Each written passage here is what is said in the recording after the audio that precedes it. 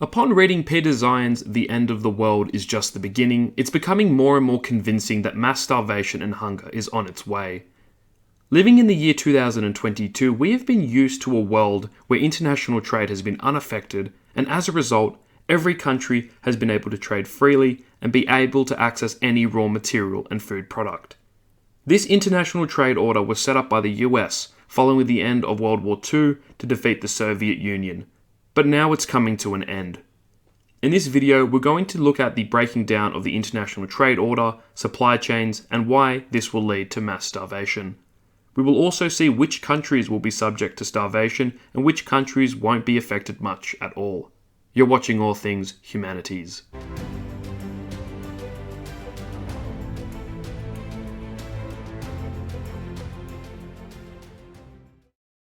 Globalization has been allowed to happen through the American-led system, which, after World War II, saw the Americans implement globalization. Any country was able to access any raw material to manufacture. China was introduced to become the global manufacturing powerhouse. Foreign capital was made easily accessible to different countries. The US dollar became the global currency, but this was mainly to fight off the Soviets, not to feed the world.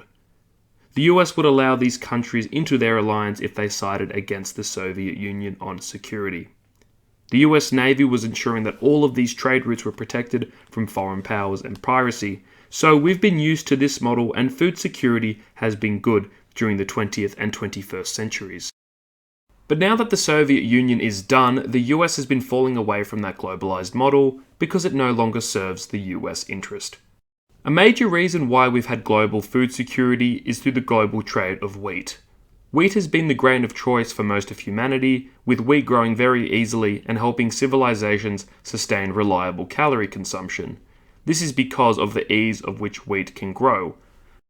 However, global trade reduced the importance of needing to obsess over wheat self-sufficiency, as countries could import it from significant big producers. As people of the developing world gained access to international trade, this improved their agricultural output at home, and they got a bigger cut out of manufacturing, earned more money, and ate more foods that were further and further away. It was in the best interests of these countries to focus on other economic systems rather than securing their own wheat supply. They could import it from other countries.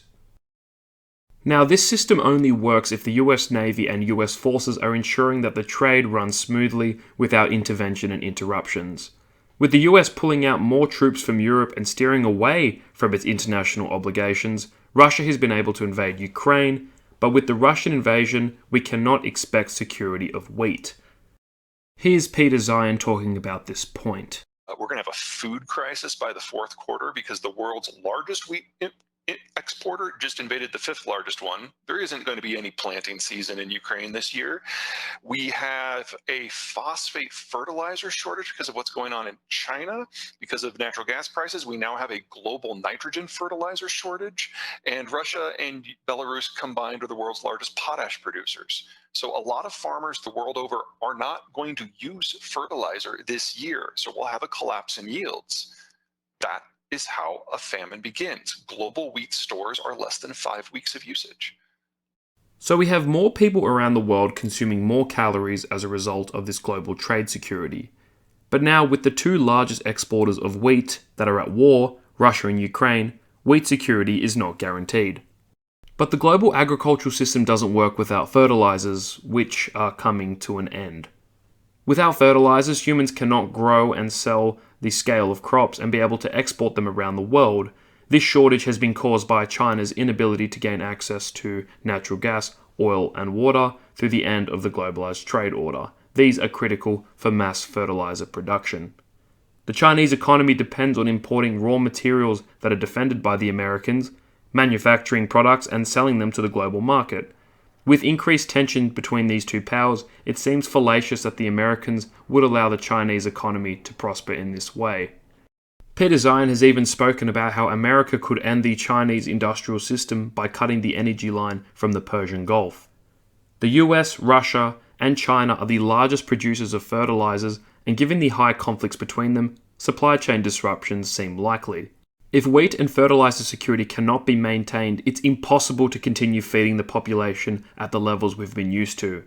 The globalized world that we've been living in almost seems like a fantasy, given that we have not had this amount of prosperity throughout human history. So it begs the question, which countries are food secure and which ones are not? This map makes it clear. The most food secure nations are the US, Brazil, France, Russia, Ukraine and Australia, being able to export the majority of their products. China, Egypt, Sub-Saharan Africa look the most vulnerable for a mass food shortage and even mass starvation. This is because these countries lack the geographical qualities to produce their own food at scale, or they rely on international supply chains, which are fading away. The biggest losers will be China, who sits at the end of the world's longest supply routes for nearly everything it imports, including 80% of its oil needs to run its industrial plants. With the end of globalization, 1 billion people will starve to death and another 2 billion will suffer chronic malnutrition. But what are we supposed to do about this? Looking at this philosophically, are wealthier nations morally obliged to aid these poorer nations? Should we be thankful of the American globalized system that has allowed us to live like this? Overall, the global economy has been premised on a friendly international trade order that has allowed countries to gather any resource, food or material. But this only works with the US willingly defending and supporting international trade. However, in 2022, this no longer serves the US interest, and as a result, international trade breaks down. The war in Ukraine has had a huge impact on wheat and fertilizer exports, and as a result, many countries that cannot produce their own food will starve. Thank you for watching this video. If you enjoyed it, consider subscribing and pressing that like button for more content like this.